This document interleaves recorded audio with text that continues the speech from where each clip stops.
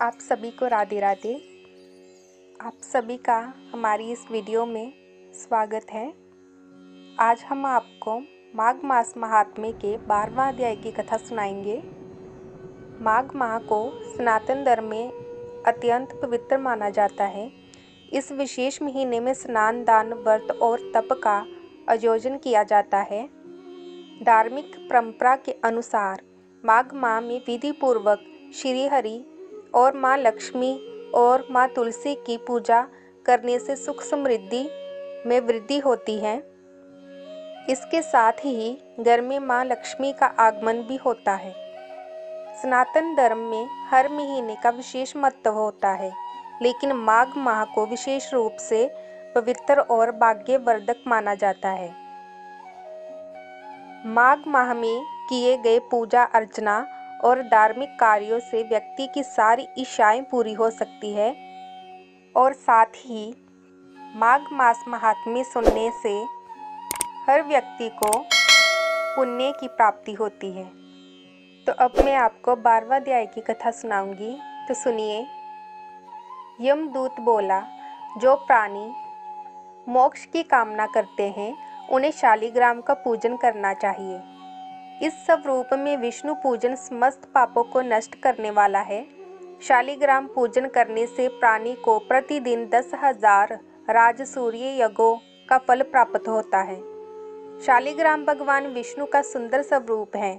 उसके पूजन से प्राणी के कठोरतम पाप भी नष्ट हो जाते हैं। भगवान विष्णु हमेशा शालिग्राम में विराजते हैं। इसी कारण ये सर्वविदित है कि जिसने शालिग्राम पूजन कर लिया उसने समस्त पृथ्वी का दान कर दिया है। अब 12 शालिग्राम शिलाओं के पूजन का फल सुनो। स्वर्ण कमल द्वारा 12 कल्प तक 12 लिंगों का फल एक बार शालिग्राम के पूजन से प्राप्त होता है।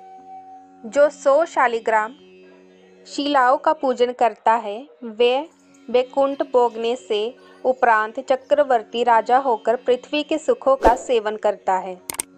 जो शालिग्राम की देव पूजा करता है वह वैकुंठ पाता है। शालिग्राम पूजन मात्र से तीर्थ, दान, यज्ञ आदि कर्मों के फल स्वतः प्राप्त होते हैं। परम नाटकीय भी शालिग्राम पूजन के प्रभाव से दिव्यलोक प्राप्त करता है। शालिग्राम का अभिषेक करने से समस्त तीर्थों के स्थान का फल मिलता है। विधि विधान से पूजन करने वाला कलिकाल में भी विष्णु लोक प्राप्त करता है। सहस्त्रों शिवलिंग दर्शन एवं पूजन स्तुति से प्राप्त होने वाला फल शालिग्राम के एक दिन के पूजन से ही प्राप्त हो जाता है।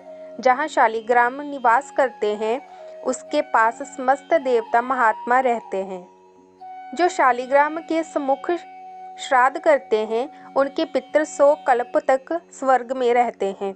जो शालिग्राम शिला का जल पीते हैं उन्हें अमृतपान का फल प्राप्त होता है।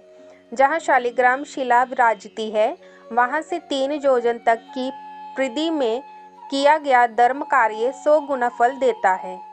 साधारण जल में माघ स्नान करने से गिरिराज का फल होता है। समुद्र में जाने वाली नदियों में स्नान करने से 1 पक्ष का और सागर स्नान करने से 1 मास का और गोदावरी स्नान से 6 मास का और गंगा स्नान से पूर्ण वर्ष का फल प्राप्त होता है।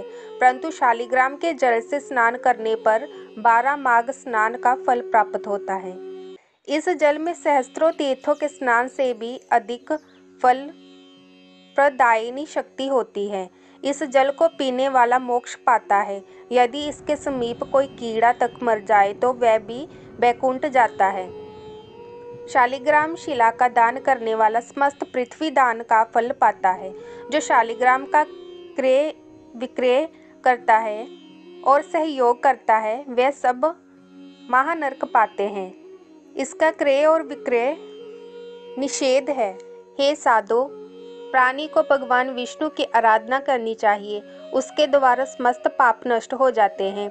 हरि नाम स्मरण मात्र से समस्त व्याधाएं नष्ट होती हैं। उनकी शरण में जाने पर यमराज भी उस प्राणी का अनिष्ट नहीं कर सकता। वैष्णव को शिव निंदा नहीं करनी चाहिए। अगले अध्याय की कथा सुनने के लिए हमारे इस चैनल को सब्सक्राइब कीजिए, लाइक कीजिए और वीडियो को ज़्यादा से ज़्यादा शेयर कीजिए।